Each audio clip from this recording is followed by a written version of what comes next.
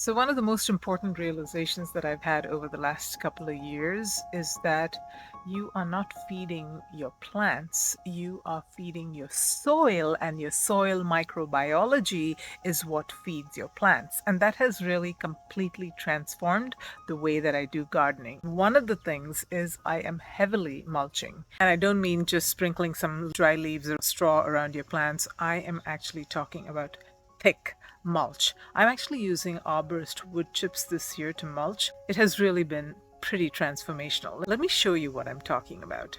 So this is a gorgeous Roma 3 tomato plant, and these are the arborist wood chips that I have put all around this entire bed. Let me just dig into the wood chips and show you what the soil looks like. And look at my irrigation tube, it's under the mulch. But this is where my soil is. So you can see I've got a good couple of inches of wood chips at least, and the little organisms are right underneath. See that worm? And as I dig in, I see all kinds of other little teeny tiny critters in the soil right underneath the surface. So the worms are really coming up, and the other microorganisms as well, and they are converting the material in the soil into plant absorbable form, and that is what is fertilizing my gorgeous Roma 3. Now, what this has done for me is it has really drastically reduced my need to fertilize my plants. I used to come out about maybe once a week or so and give them a boost with some liquid fertilizer. I don't do that anymore. I just spot fertilize. If I see a plant that's looking a little bit yellow, I might give it some fertilizer. But other than that, I just don't fertilize my plants anymore. It's pretty amazing.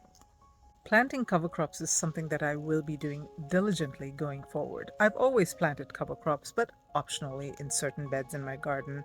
Not anymore. They're going to be all over my garden because they are essential to have in the soil, especially during off season. The microorganisms in your soil need those roots to gravitate towards. In fact, many of them have a symbiotic relationship with the roots of some plants in your soil. So keeping a root in the soil all winter long in the off season, crucial for your soil's health.